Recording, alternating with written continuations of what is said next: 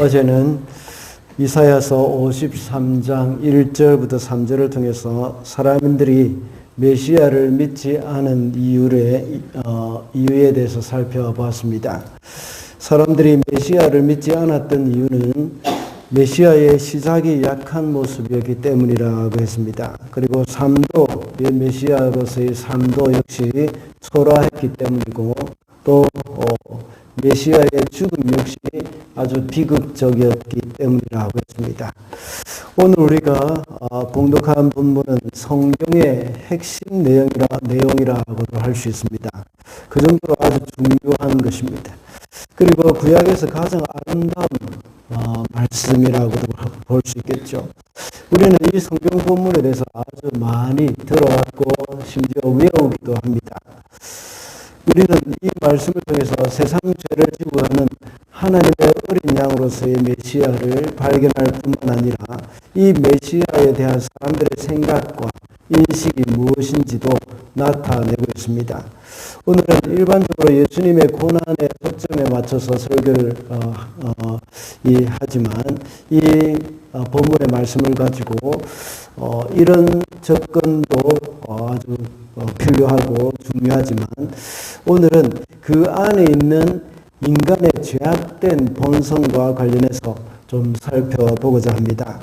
보통 죄라고 하면 이 관역에서 빗나갔다는 말이 됩니다. 그런 의미입니다. 원문에 보면요. 관역의 정중앙에 화살이 이렇게 딱 꽂혀야 하는데 그 화살이 관역의 정중앙을 벗어나서 옆으로 가든지 아니면 넘어가든지 아니면 관역에 다 닿지도 않고 땅에 떨어지든지 이렇게 하는 것이 이 바로 죄라는 것을 이야기하는 것입니다.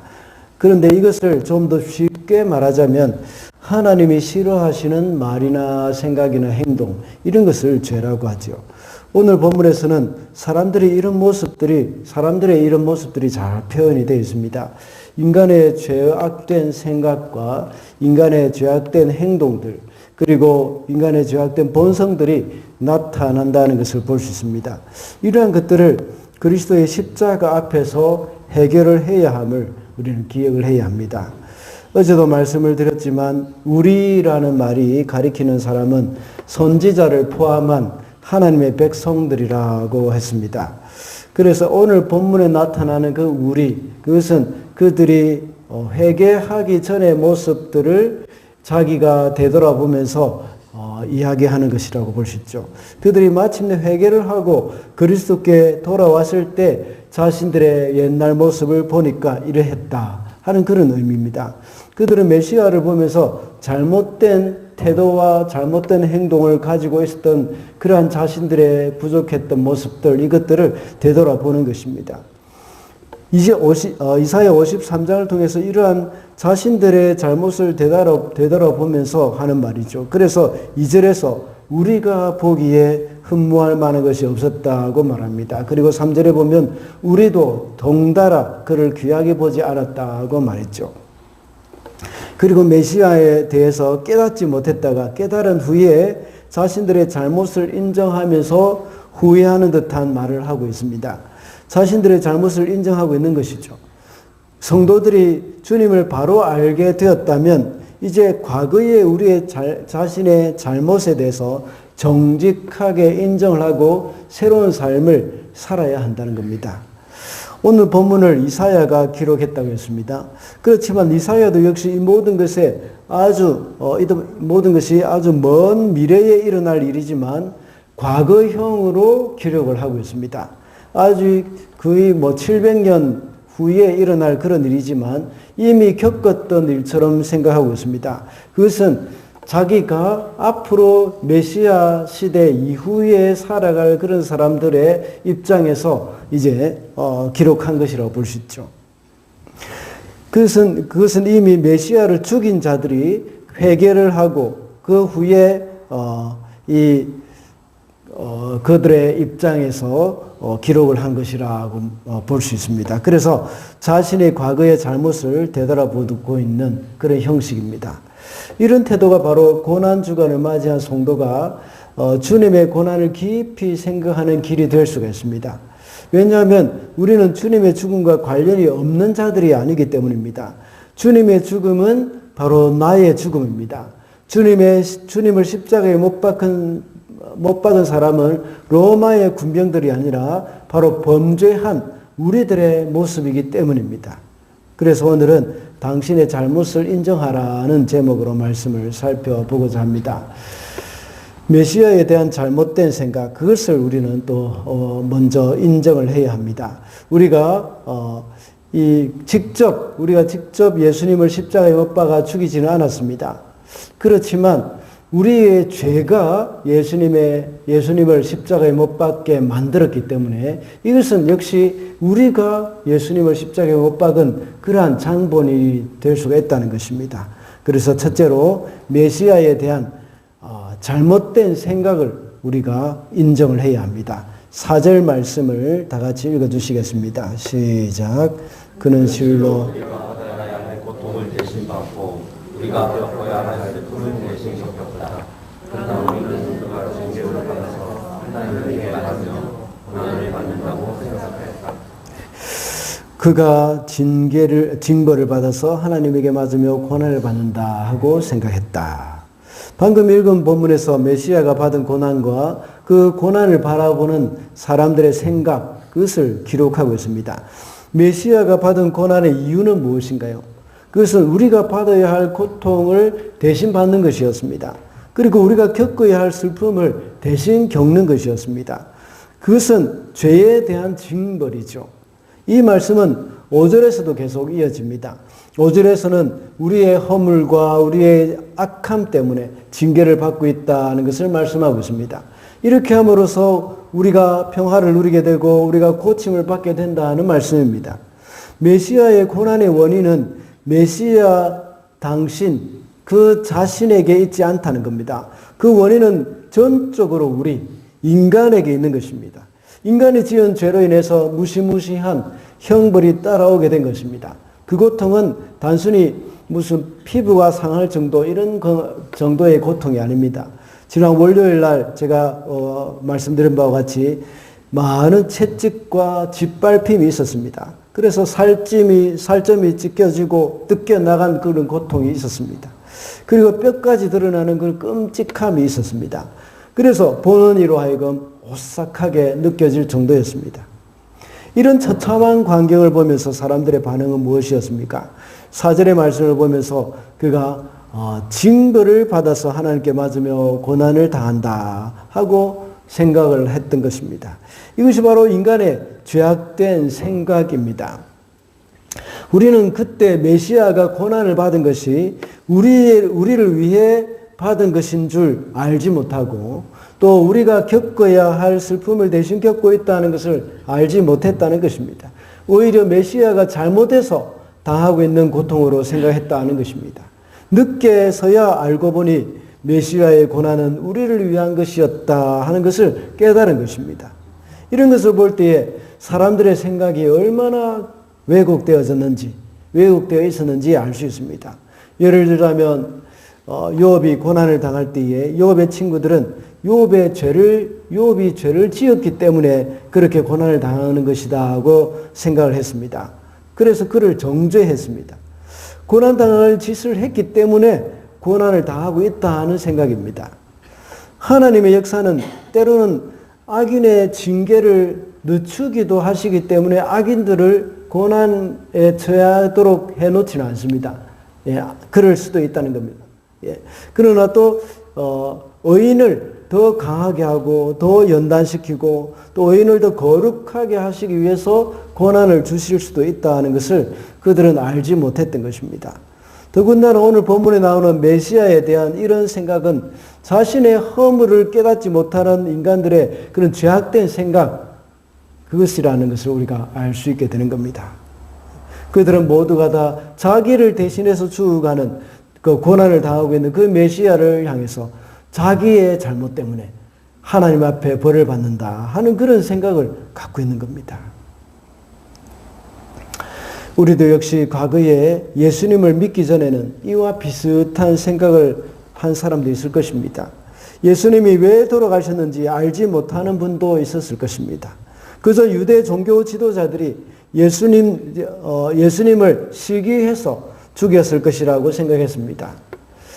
본디오 빌라도도 역시 그렇게 생각을 했지 않습니까?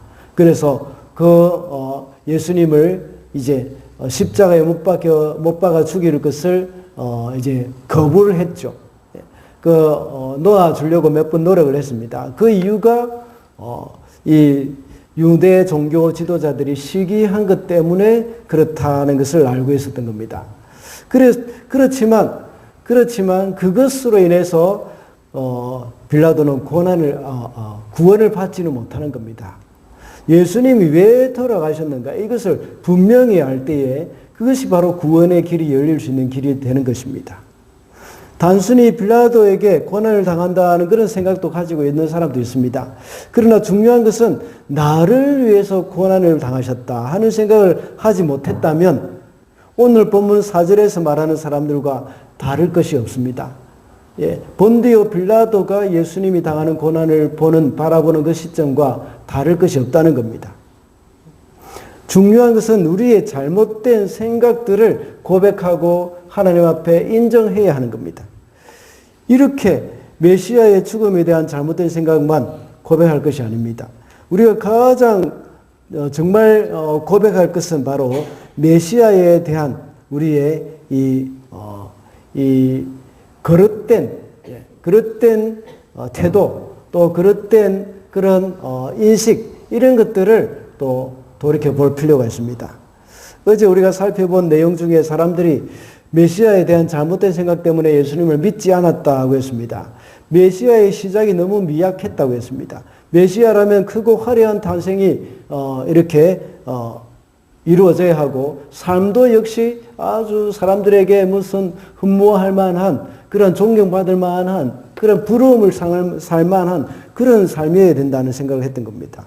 그리고 메시아는 이렇게 비극적인 죽음으로 끝나서는 안 된다 하는 그런 생각을 했던 것이 바로 유대인들이었습니다. 그렇다면 메시아에 대한 우리의 생각은 어떠한지 돌이켜봐야 합니다. 예수님을 세상적으로 성공하게 만들어주는 그런 우리의 요술 램프처럼 생각하는 것도 역시 우리가 인정해야 할 잘못된 그런 생각입니다. 이번 고난주간을 보내면서 우리는 이러한 잘못된 생각을 주님 앞에서 인정하면서 하나하나 고쳐가야 합니다. 그래서 예수님의 죽음, 메시아의 죽음이 바로 나의 죽음이 되어야 되고, 또 나의 죄를 대신하여 죽는 죽음, 나의 허물을 대신하여 죽는 그 형벌이라는 것을 우리가 깊이 인식을 하고 하나님 앞에 고백을 해야 하는 겁니다. 둘째로 잘못된 행위를 인정해야 합니다. 5절 말씀입니다. 다 같이 읽어주시겠습니다. 시작. 그러나 그가 찔린 것은 우리의 허물 때문이고 그가 상처를 받은 것은 우리의 악함 때문이다. 그가 징계를 받음으로써 우리가 평안을 누리고 그가 매를 맞음으로써 우리의 병이 나았다. 앞에 첫 번째 대지인 4절에서는 자신들이 메시아의 고난에 대해서 잘못 생각하고 있었던 것에 대해서 인정을 했습니다. 방금 읽은 5절에서는 메시아의 고난은 그의 잘못이 아니라 바로 자신들의 잘못 때문이라는 것을 깨달았다는 것을 알 수가 있습니다. 메시아가 고난받은 이유가 무엇인지 분명히 깨달은 자의 인정이라고 볼 수 있죠. 그것은 우리의 허물 때문이고 우리의 죄악 때문이라고 말을 하고 있습니다. 자신의 잘못된 행위에 대해서 인정을 하고 있다는 것을 볼 수 있습니다. 자신들의 허물, 이것이 무엇입니까? 자신들의 악이 무엇인지 또한 그것을 알아야 하는 겁니다. 구체적으로 이제 그것을 말하고는 있지 않지만 우리는 최소한 자신들의 행동이나 자신들의 삶이 잘못되었다는 것을 인정을 하고 있는 그러한 구절이라고 볼 수 있습니다. 그 잘못된 행위로 인해서 메시아가 고난 가운데 처하게 되었다는 것입니다. 그들의 허물, 그들의 죄악, 이것이 바로 그들의 삶 가운데서 나타나는 잘못된 행위라는 것입니다.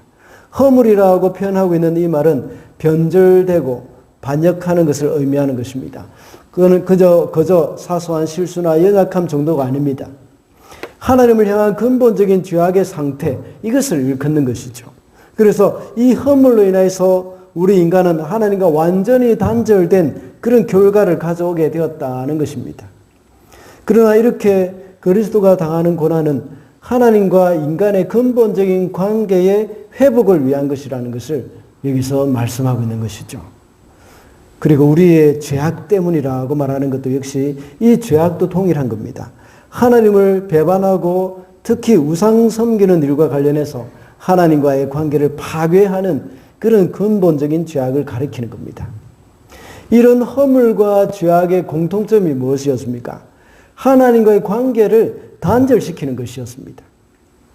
우리의 삶 속에서 무엇이든지 하나님과의 관계를 단절시켜 놓는 것이 있다면 우리는 그것을 놓고 하나님 앞에 나아가야 합니다. 우리의 그런 행위를 하나님 앞에 인정을 해야 합니다. 하나님과 나 사이의 관계를 단절시켰던 행위, 이런 것이 바로 우리의 잘못된 행위, 우리가 인정해야 할 것들이라는 겁니다.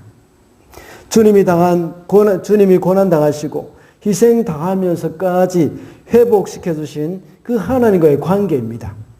그런데 우리가 바쁘다는 핑계로 하나님과의 관계를 소홀히 하고 있다면 주님 앞에 우리가 인정을 하고 자백을 하고 돌이켜야 합니다. 다른 바쁜 일이나 다른 즐거운 일 때문에 하나님과의 만남의 시간을 우리의 우선순위에서 밀어내서는 안 된다는 겁니다. 예수님은 하나님과의 만남을 항상 우선순위에 두셨습니다.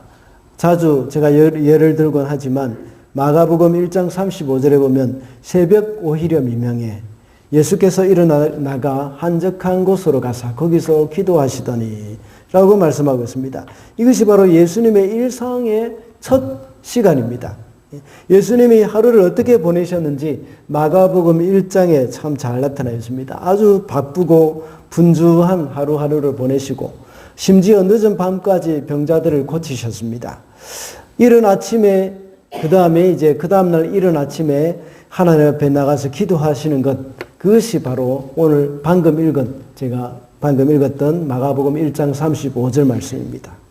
이렇게 기도하신 후에 예수님은 또다시 하루의 일정을 시작하신 겁니다.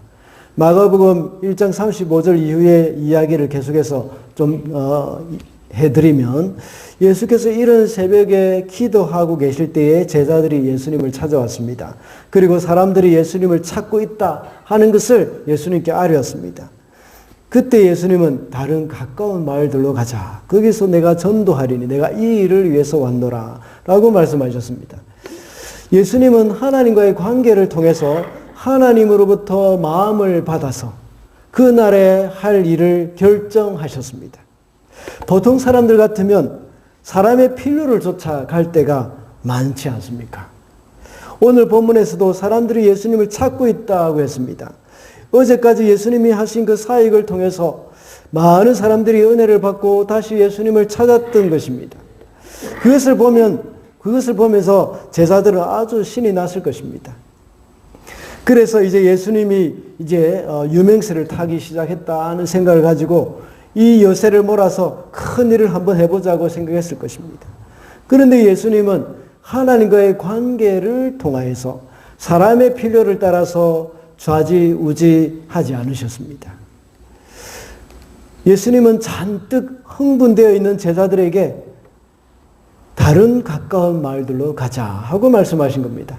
사람들이 찾기 때문에 가는 것이 아니라 하나님의 필요를 따라서 움직였던 겁니다.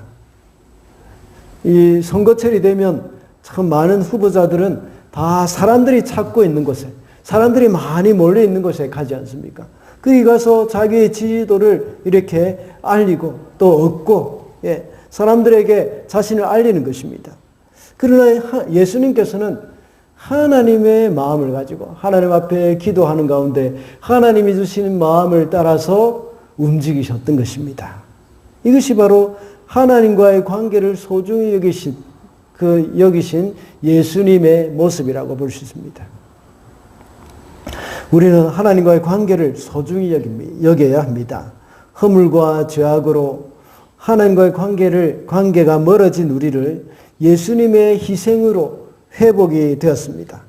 그러므로 우리가 얻은 관계 회복이 얼마나 중요한 것인가를 잊어서는 안 됩니다. 그러므로 우리도 역시 하나님과의 관계가 소홀히 해졌다면 우리의 잘못된 행위를 인정해야 합니다. 우리는 이미 거듭난 하나님의 백성들이기 때문에 불신자들과 같이 하나님을 배반하거나 우상숭배에 빠지는 그런 잘못된 행위를 하지는 않았을 것입니다. 그러나 하나님과의 관계를 최우선시 두지 않고 늘 미루어왔던 우리의 잘못된 행위, 이것을 우리는 인정을 해야 합니다. 예수님의 희생으로 회복시켜 주신 그 관계를 소중히 여기지 못한 것입니다. 이제 고난주간 특별 기도회를 통해서 하나님과의 관계를 다시 회복하는 그런 기회가 되시기를 바랍니다. 마지막으로 죄악된 본성을 인정해야 합니다. 6절 말씀 다 같이 읽어주시겠습니다. 시작. 우리는 모두 양처럼 길을 잃고 각기 제 갈 길로 흩어졌으나 주님께서 우리 모두의 죄악을 그에게 지우셨다.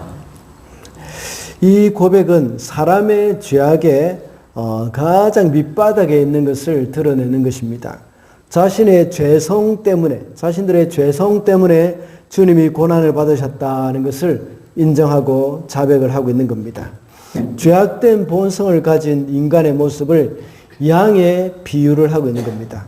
죄의 본성을 가진 인간이 길을 잃고 제 갈 길로 흩어진 그런 양과 같다는 것입니다. 유목 생활을 하면서 양의 본성을 아주 잘 아는 그들은 이 비유가 아주 잘 이해가 되었을 것입니다. 양은 고개를 숙이고 풀을 뜯어먹을 때에 바로 앞에 있는 풀에만 신경을 쓸 뿐입니다. 어디를 향하고 있는지 전혀 생각을 하지 않습니다. 그래서 길을 잃어버리는 경우가 많죠. 그리고 다른 양들이 놀라서 막 허겁지겁 뛰어갈 때 무슨 영분인지도 모르고 그 다른 양들도 막 덩달아 달아나는 그런 속성도 있습니다. 그래서 자신들이 낭떠러지로 떨어져 가는 것도 떨어지는 것도 모르고 달려갑니다. 그 길로 가면 떨어져 죽는다는 사실을 그들은 깨닫지 못하는 겁니다. 이러한 양의 본성을 언급하면서 인간의 본성 또한 하나님을 떠난 죄악 가운데 있는 존재라는 사실을 말하고 있는 겁니다. 그래서 우리는 다 양 같아서 각기 제 길로 갔다고 말을 합니다. 그러나 하나님께서 자기들의 죄악들을 모두 메시아에게 지우셨다는 것을 말하고 있습니다. 이것을 뒤늦게 깨달았다는 것이죠. 그리고 양들과 같은 그런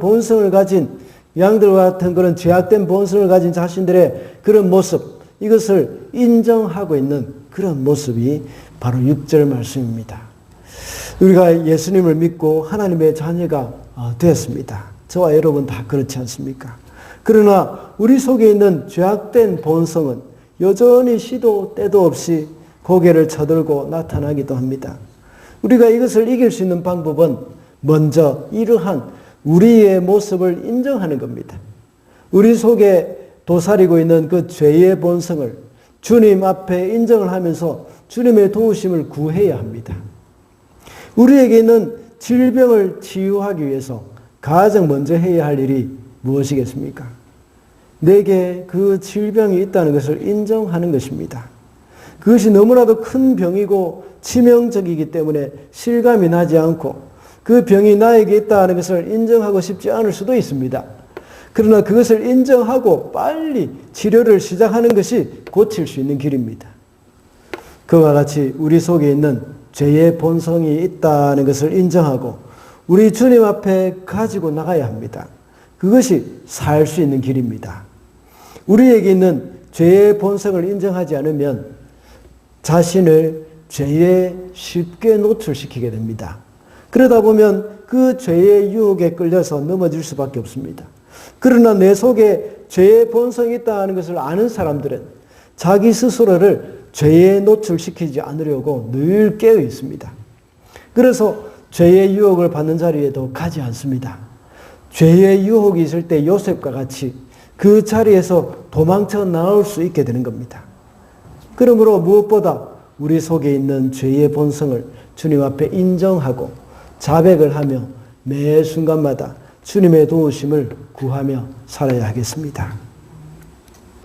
말씀을 맺겠습니다. 오늘은 당신의 잘못을 인정하라는 제목으로 말씀을 살펴봤습니다. 이사야서 53장은 미래에 일어날 일이지만 과거형으로 기록하면서 이스라엘 백성들이 자신의 잘못을 인정하고 있는 모습을 기록해 놓았습니다. 그러면서 메시아가 인간을 위해서 희생하신 그 모습을 기록해 놓은 것입니다. 그래서 우리는 이스라엘 백성들의 고백을 통해서 교훈을 얻었습니다. 우리는 잘못된 생각을 인정해야 한다고 했습니다. 그리고 잘못된 행위와 죄악된 그런 본성을 인정해야 한다고 했습니다. 이러한 인정을 통해서 우리의 영혼은 풍성한 자유를 얻게 됩니다.